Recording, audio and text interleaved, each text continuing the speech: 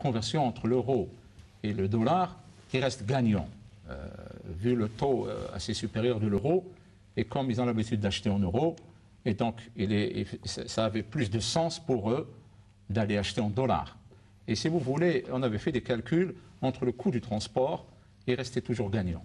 Donc, alors, vous avez cité une panoplie de produits depuis tout à l'heure. Il y a deux produits qui, moi, à mon avis, enfin, ça ne regarde que moi, deux produits qui ont vraiment beaucoup de chances d'avoir un succès énorme. La Deglet Nour, et M. Wallace me partage l'avis, donc la date, de manière générale, date algérienne de réputation mondiale, on ne cessera jamais assez de le dire, et puis l'huile d'olive. L'Algérie, pays méditerranéen, goût particulier. Hein. Est-ce que finalement, ce n'est pas plus intéressant de tout axer et de tout investir sur ces deux produits? Peut-être monsieur Azmani. Je voudrais intervenir parce que justement, c'est dans le prolongement et olive et date sont un sujet extrêmement intéressant. Au début, vous parliez de est-ce que les Américains comprennent comment on fait des affaires en Algérie? Mais aussi, il faut poser la deuxième question, est-ce que les Algériens comprennent comment on fait des affaires aux États-Unis et en fait comment on commercialise un produit aux États-Unis? Le marketing produit est essentiel. L'huile d'olive telle qu'elle est aujourd'hui, proposée sur le marché algérien, dans sa forme actuelle, n'est pas commercialisable aux États-Unis. Il y a un gros effort marketing à faire. Des bouteilles, les étiquetages spécifiques, la présentation, etc. Peut-être les volumes adaptés. Il faut comprendre le marché pour pouvoir adapter quel packaging on veut, quel volume. Peut-être que les Américains veulent des volumes de 7 litres 50. On ne sait pas. Et ce sont ces questions-là. Des paramètres qui sont spécifiques au marché. Ces questions-là, on doit se les poser. Et en fait, c'est simplement une étude de marché, quoi. Et cette étude de marché-là, sur le marché américain, n'est pas donnée. Et j'aime bien. C'est-à-dire, il faut payer pour l'avoir. Elle est chère. Voilà. L'idée de la mutualisation des efforts de collecte, c'est ce qui se pratique partout en Méditerranée. Les producteurs d'huile d'olive mutualisent leurs efforts quand c'est des petits domaines et quand ils veulent atteindre des volumes importants. Mais l'idée de mutualiser aussi l'effort pour aller comprendre l'information et mieux vendre sur un marché est aussi très intéressante. Et l'idée d'un soutien de la part du ministère de l'Industrie et des pouvoirs publics pour aller réaliser cette étude de marché et bien comprendre quelles sont les attentes en termes d'huile d'olive par le marché américain, il faut la faire, il faut la réaliser avant de s'engager sur cette voie-là. Idem pour la date. On ne sait pas quel est le packaging qu'il faut. Alors on est en train, le référentiel aujourd'hui, tant pour la date que pour l'huile d'olive, c'est soit la Tunisie, soit l'Italie pour l'huile d'olive, mais la Tunisie pour la date. Alors les Tunisiens commercialisent les dates dans des boîtes de X volume, etc., tel format, tel design. On va commercialiser exactement la même chose. Peut-être pas, on ne le sait pas. Et on ne sait pas exactement quelles sont les attentes du marché. Donc il est très très important à nous aussi de faire un effort de compréhension des attentes du marché américain pour pouvoir bien placer ces produits que vous jugez importants. Oui, ils sont importants, mais nous avons un effort important aussi à faire pour réussir l'aventure olive et date sur le marché américain. Étude du marché, c'est l'une de vos prérogatives, monsieur Chefroux? Oui, bien sûr, bien sûr. Et encore une fois, c'est vrai que ça reste nouveau pour l'opérateur algérien privé d'aller au marché américain. Et c'est une partie de notre travail aussi. C'est de là qu'on organise énormément de ces rencontres. Aujourd'hui, les opérateurs algériens n'ont pas accès à ces paramètres. Oui, oui. Et nous sommes en train de travailler là-dessus pour généraliser un petit peu la connaissance de ce qui est demandé sur le marché américain. Mais je pense que le souci majeur va être la quantité. Parce que toucher le marché américain va exiger donc des quantités et toutes les sociétés avec qui nous discutons souvent ici en Algérie, le problème majeur c'est dans le volume et souvent ils veulent bien mais souvent ça reste des décisions, vous savez c'est toujours des entreprises familiales.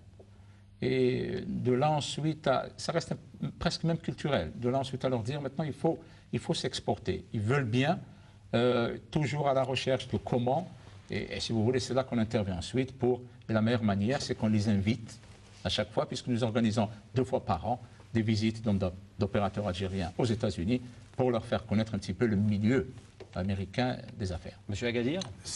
C'est vrai que l'huile d'olive et les dattes peuvent être un produit phare pour cibler l'exportation, mais nous avons une faiblesse en termes de quantité.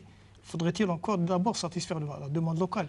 Nous voyons par exemple ces dernières années, notamment cette année pour l'huile d'olive, il y a une mauvaise récolte. Le besoin déjà du marché national, nous n'arrivons pas à le satisfaire convenablement. D'où l'effort de mettre l'accent sur l'investissement. Il faut investir énormément dans ces créneaux pour pouvoir prétendre un jour être une puissance exportatrice de ces produits. Monsieur Wallace, vous êtes du même avis? La problématique de la quantité, c'est ce qui risque un peu de bloquer ce processus? Oui, malgré que le secteur agroalimentaire n'est pas vraiment un domaine de ma spécialité, comme un diplomate américain à Alger, je vous jure que la nourriture algérienne est top.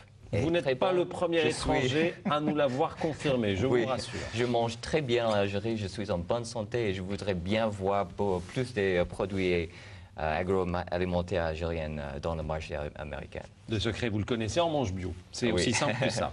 Alors, oui, monsieur Chirkoun. Juste pour rajouter un petit peu pour cette idée de l'huile d'olive, il est important aussi de noter qu'après certaines visites là-bas en Californie, certains ont voulu développer davantage le business de l'huile d'olive. Mais malheureusement, ils ont trouvé des problèmes. Et les problèmes trouvés ici, avec toute leur bonne volonté, ça reste un problème très épineux d'ailleurs et très important dans ce cas-là, c'est le foncier agricole.